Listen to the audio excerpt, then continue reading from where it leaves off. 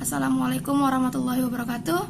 Hello sir, hello everyone. I'm Ina Purba, a student of English Literature Department, North Sumatra University, with the student number 210705084. Today, in this occasion, I'm going to present my presentation about forensic linguistics. The title of my presentation is Identifying Suicide Notes Using Forensic Linguistics. Suicide cases in the world according to World Health Organization. Suicide remains one of the leading causes of death worldwide according to World Health Organization latest estimates in 2019. More than 100,000 people died by suicide. 1 in every 100 deaths, prompting World Health Organization to produce new guidance to help countries improve suicide prevention and care. More than twice as many males die due to suicide as females, 12.6 per 100,000 males compared with 5.4 per 100,000 females. Suicide rates among men are generally higher in high-income countries, 16.5 per 100,000. For females, the high suicide rates are found in lower middle-income countries, 7.1 per 100,000. Suicide rates in the World Health Organization African, 11.2 per 100,000, European 10.5 per 100,000, and Southeast Asia 10.2 per 100,000. Regions were higher than the global average, 7.0 per 100,000 in 2019. The lowest suicide rate was in the Eastern. But before that, what is forensic linguistic? Forensic linguistic, legal linguistic, or language on the law is application of linguistic knowledge, methods, and insight to the forensic context of law, language, crime, investigation, trial, and judicial procedure. It is a branch of applied linguistics. And there are principally 3 areas of application for linguists working in forensic context. The first, understanding language of the written law. The second, understanding language used in forensic and judicial processes. And the third, the provision of linguistic evidence. Forensic linguistic definition by expert theory.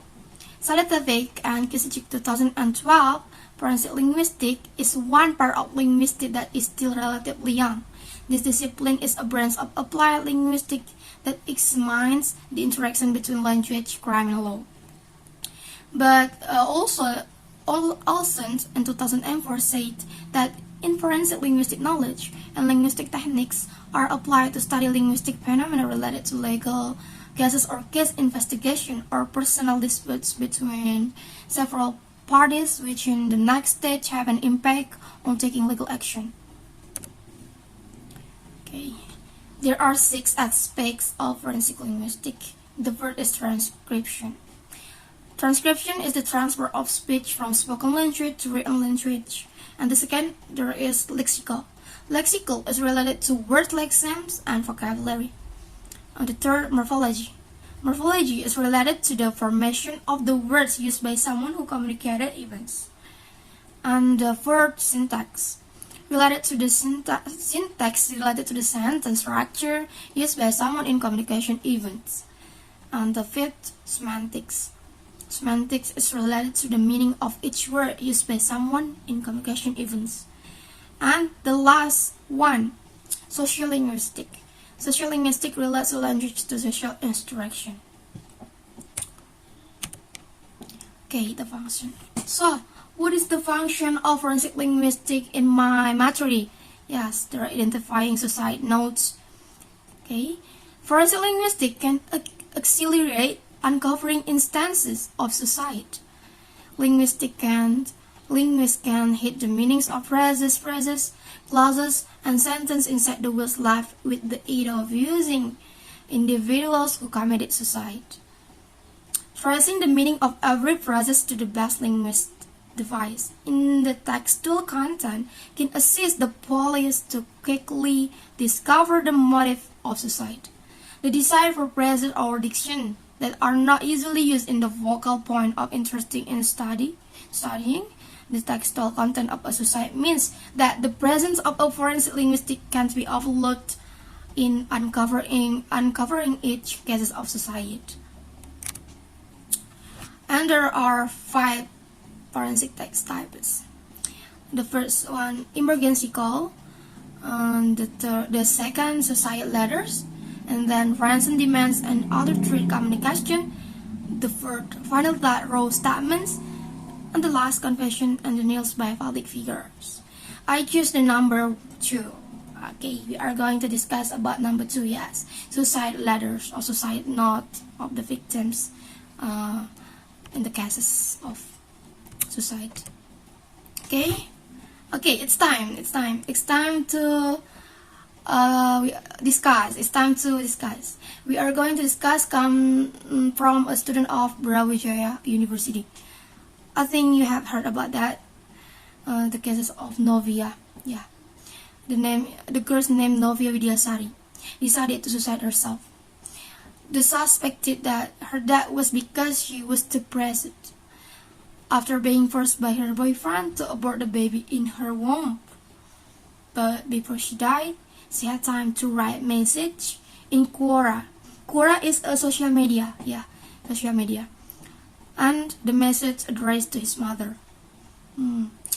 Not only that, he also had time to ask on his Quora account about suicide. Start by drinking, cyanide, and others. Oh my God. Okay, here the following picture. Here's the pictures of the cases you can see.